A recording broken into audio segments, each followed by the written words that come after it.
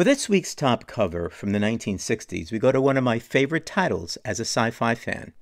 We also have a really cool series, a premium cover, and a #1 comic book cover that I think is the #1 pick that I might have for all of 2021. Stay tuned. Anachronic. So you see me here in a different place. Well, this different place is my basement. I was kicked out of my office upstairs because my daughter's here, and as some of you know, she's a 4th-year medical student, and she's now applying for her residency. So she's using my office to do her Zoom calls and the rest of that type of stuff. So I'll be down here for a while. I'm trying to set it up. This may become more permanent as I make it a little bit nicer. So we'll see how it works out. But now, on to the covers. The 1960s was an interesting time to grow up. There was certainly fear of annihilation by nuclear war, but also there was hope for the future because of significant scientific advancements. The space race between the Soviet Union and the United States, racing to be the first on the moon, fueled many young people's imagination of what was out there, including myself. Were there other populated planets? Were aliens friendly? Were there unknowns that could basically move our civilization forward, or possibly just destroy us? One comic book that took advantage of the times was Strange Adventures, and my cover pick is Strange Adventures #149, with a cover date of February 1963, and published on December 27th, 1962. Now, this is a wonderful Murphy Anderson cover, showing the chilling effects of a pun intended, the chilling effects of a rogue star sucking up our sun's energy.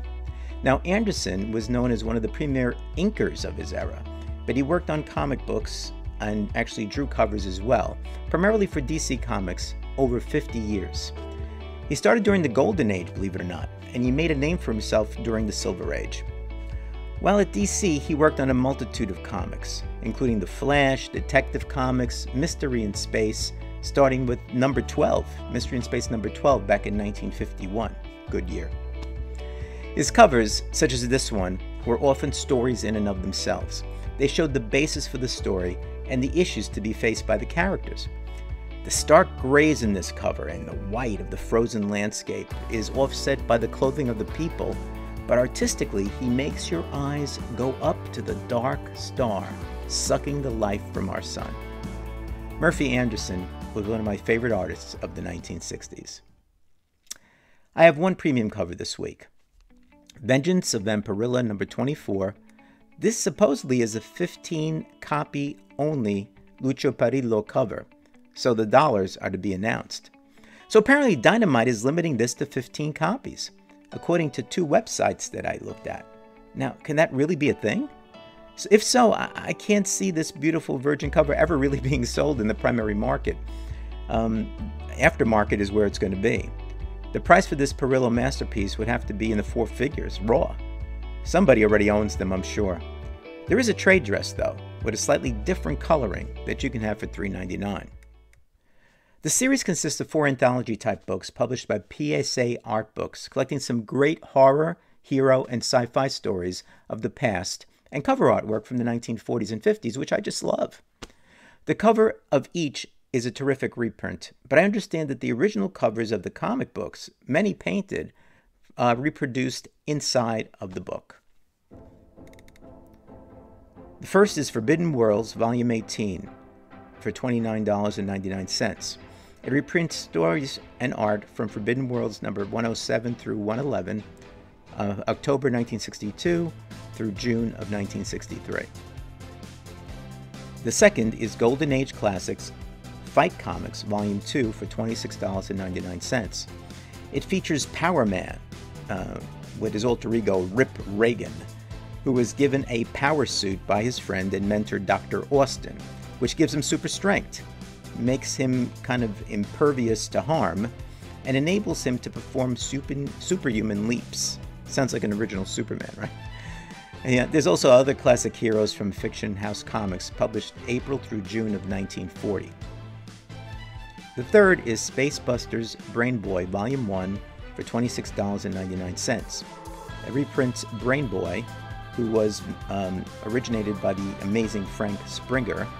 And he's a combination of a superhero, a fantasy guy, supernatural, horror, suspense, science fiction, and spy adventures. So he's got everything rolled up into one hero. Now, this book also features Space Busters with painted space covers and interior art from Murphy Anderson. The last one is Beyond, Volume 4 for $26.99. Now, this fourth volume of Ace Magazine's The Beyond has many stories reprinted from 1952 and 1953, featuring ghouls and cadavers, vampires and ghosts, plus an occasional slice of far-out science fiction. It collects The Beyond numbers 16 through 20, which were published in 1952 and 1953. Now, on to the honorable mentions. The first cover on my honorable mention list is Amazing Fantasy number 5, the Care Andrews cover for $4.99. Now, this is the final issue of this 5-issue run and continues the theme of throwback type covers. The yellow background and red trade dress really make this cover pop. Next up is Deathstroke Inc. number 3, the Francesco Mattina cardstock variant cover for $4.99. The earth tones and flying debris, along with the freeze frame action shot, is dynamic. Check out Matina's use of blurred portions of Deathstroke and Black Canary, which make you feel like they're moving. My third honorable mention is Iron Man number 14, the Alex Ross cover A for $3.99. This cover is a bit of departure for Ross, whose covers generally have a classic representation of a character. Here, he captures the cosmic Iron Man in a steel blue and red with a background consisting of the same colors. The last honorable mention for this week is from Zenescope, Myths and Legends Quarterly, Blood Pharaoh number 1, the Igor Vitorino variant cover for $8.99. Now, it's $8.99, but this is a 72-page book that contains a story about ancient Egyptians. So you don't have to buy multiple copies of different issues. One book, $8.99, and you get the story. Now, before we get to the top 5, if you're enjoying this video, please consider giving it a thumbs up. It's easy peasy and helps my videos to be seen by more viewers. Now, on to my top 5 covers for New Comic Book Day, November 24th, 2021. Number 5 is Gunslinger Spawn number 2, the Barends cover for $2.99. Now, growing up, Westerns were still the rage with TV shows such as Gunsmoke and Bonanza, and movies such as Hang 'em High. So this one jumped out at me, although that chest wound is a bit more serious than any 6-gun would make. Number 4 is Detective Comics number 1045, the Lee Bermejo cardstock cover for $5.99. The two-tone color with black makes for a stunning scene. Now, I love seeing Batman looking like he's wearing jeans or cargo pants. It reminds me a bit of Action Comics number 0, The Birth of the New 52. Number 3 is DC vs. Vampires number 2, the Francesco Mattina cardstock cover for $4.99. Yes, Mattina has both an honorable mention and a top 5 this week.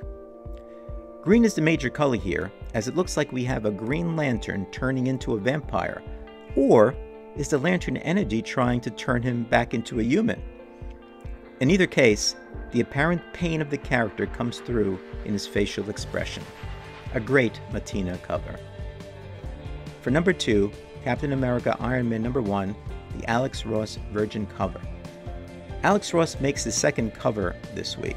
This time, a cover that is a definitive Alex Ross picture.